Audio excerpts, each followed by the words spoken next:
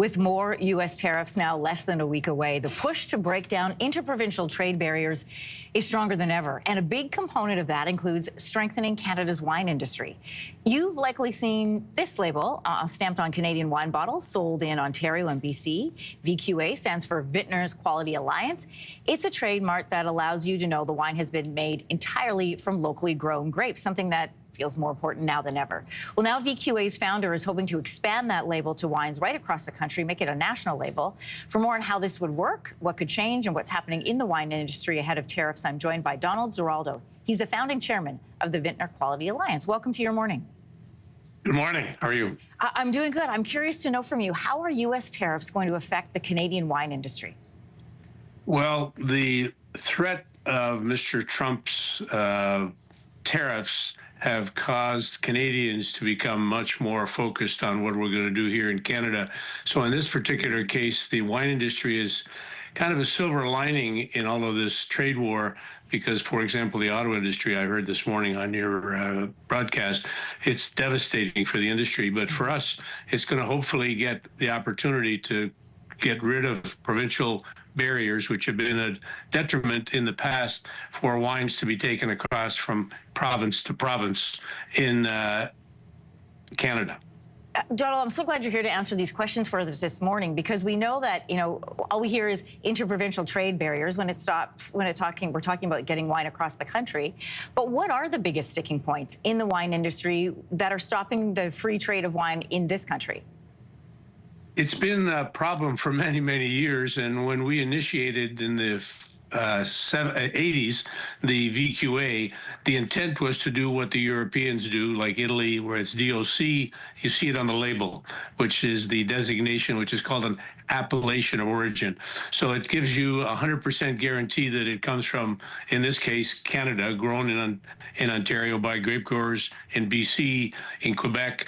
And the ability to go across province to province has always been hampered by interprovincial trade, not just in wine. It's a lot of commodities. And that's why all of a sudden the federal and provincial ministers have been meeting to get the barriers getting rid of so we can take Quebec wine across BC, BC wine in Nova Scotia, etc. Liberal Minister Anita Anand was on our show recently, and she was talking about this goal of June the 1st or maybe July the 1st of having them removed. Are you hopeful that that's an accurate timeline?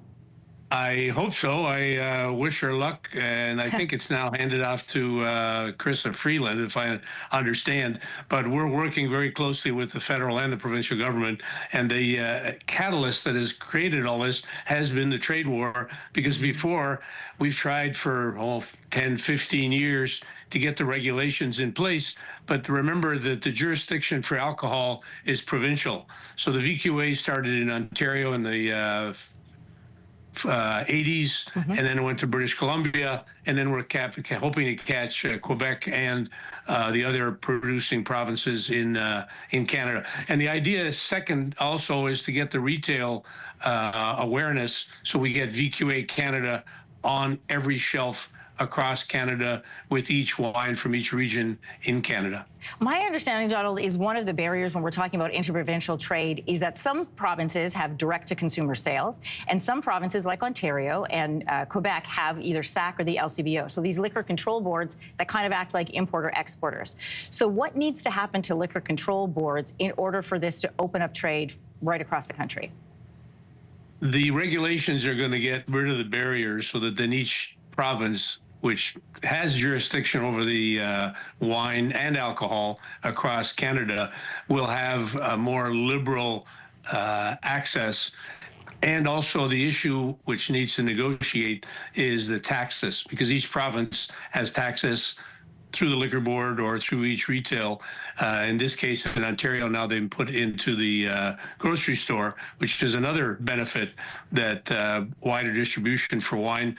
But the actual details, hopefully we'll be able to do it right across on a voluntary basis, like we did in the 80s when we did volunteer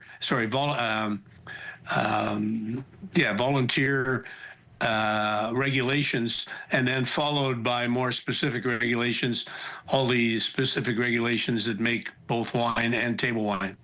Donald Giraldo, founding chairman of the Vintners Quality Alliance, or the VQA. Really enjoyed our conversation this morning. Thanks for joining us. Thank you very much. If you like that video, make sure to subscribe to the Your Morning YouTube feed, where you can find all kinds of new content posted every weekday morning.